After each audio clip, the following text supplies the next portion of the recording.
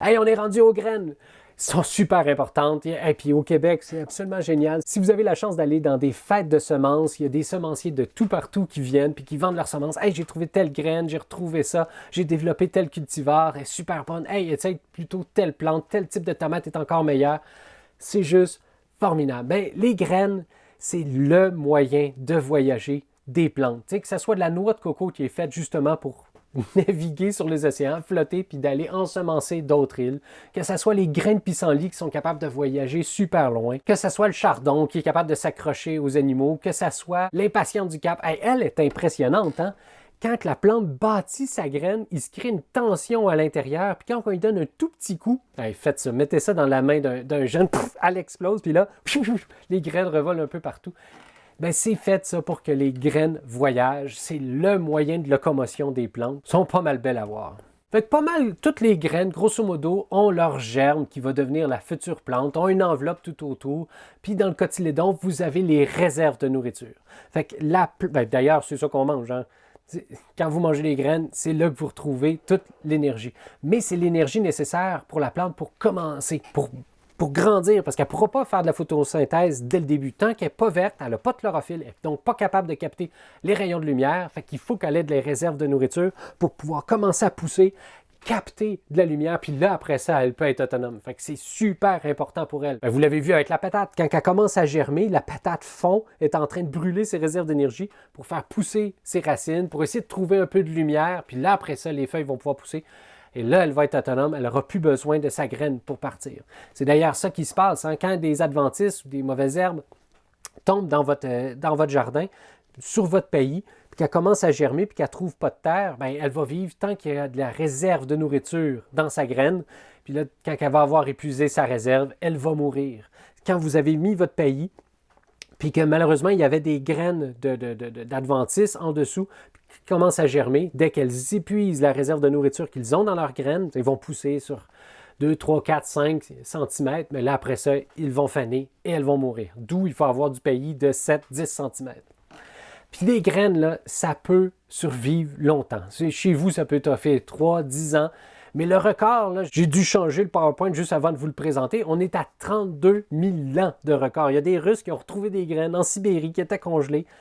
Ils ont été capables de les refaire pousser. C'est fou comme ça peut durer longtemps. Vive les graines, c'est vraiment le fun. Pour qu'une graine passe de son état de dormance à qu'elle commence à germer, elle a besoin de chaleur, de lumière, d'humidité, d'air, et là, ça part. Fait que ça donne vraiment le goût de les conserver. Si vous pouvez ramasser vos graines de votre jardin, puis être autonome, puis repartir votre jardin l'année d'après, c'est formidable. Et puis, une autre chose qui est vraiment trippant, la majorité, presque la totalité de la masse d'une plante, ça provient du CO2 de l'air. Fait que quand vous mettez votre graine dans de la terre, puis que la plante pousse, genre vous faites pousser un chêne dans un smart pot, bien, la masse de votre plante, là, elle va provenir essentiellement du CO2 de l'air et non pas de la terre. Votre terre, elle ne va pas fondre comme ça. Les plantes sont géniales. C'est la meilleure façon qu'on a pour capter du CO2. Toute la masse de votre plante provient du CO2 de l'air. On les a, les solutions. Sauf que si vous voulez garder vos graines année après année, vous voulez qu'elles soient le plus pures possible. T'sais, si vous avez une tomate qui a super bien produit, vous gardez les graines puis vous vous rendez compte que c'est plus les mêmes tomates après, ben c'est un peu plate. Vous n'avez pas réussi à sélectionner la bonne tomate. Comme les plantes peuvent se polliniser entre elles, mettons, votre voisin a une plante de tomate que vous n'aimez pas du tout, puis vous avez un plant de tomate extraordinaire, s'il fallait que par mégarde, son pollen vienne polliniser votre plante à vous, bien là, dans vos tomates, vous allez avoir des graines qui est un mix de votre plante puis de celle-là, bien ça va faire en sorte que vous aurez donc plus votre lignée de tomates à vous. Or, on est chanceux, nos tomates, justement, nos pois, nos haricots, ont des fleurs fermées. Fait que le pollen qui pollinise justement votre fleur provient de votre fleur à vous. Fait qu'il y a une autopollinisation qui se fait. Fait que c'est pas grave.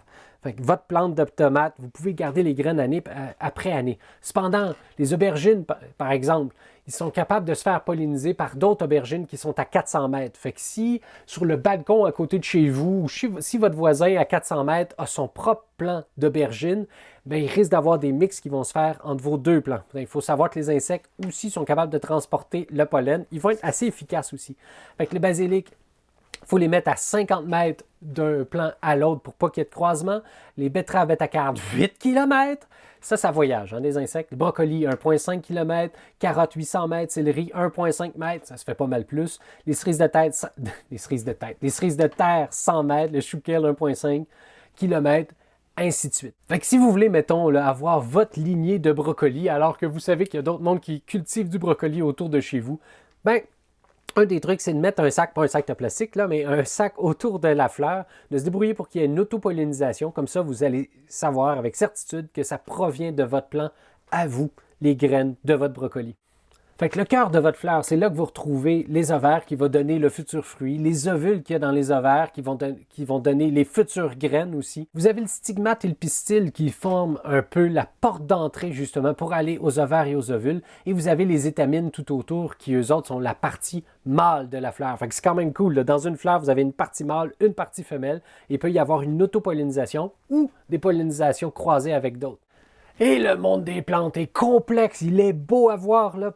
Prenez le maïs par exemple, il doit subir une double fécondation pour que ça fonctionne. Il y a un grain de pollen qui féconde l'ovule, un autre féconde d'autres nucléus et donneront ensuite l'endosperme. Fait que il y a des plantes que c'est hyper complexe, c'est vraiment formidable de voir toute la biodiversité qu'il y a chez les plantes. C'est impressionnant. On a donc une partie mâle puis une partie femelle dans une plante. Quand la fleur pousse, il va y avoir des cellules qui vont spécialiser pour devenir des cellules mâles. Il va y avoir des cellules qui vont se spécialiser pour devenir des cellules femelles. Fait que le pistil, le centre de votre fleur, c'est la partie femelle et c'est à l'intérieur que vous avez vos ovules. Il va y avoir méiose suivie d'une mitose et là, vous allez donc avoir des cellules avec la moitié de l'ADN de votre plante. C'est pour ça que quand vous allez prendre, mettons, le pollen d'une plante étrangère ou de votre voisin, puis vous allez prendre la moitié de son ADN, vous allez générer une nouvelle plante.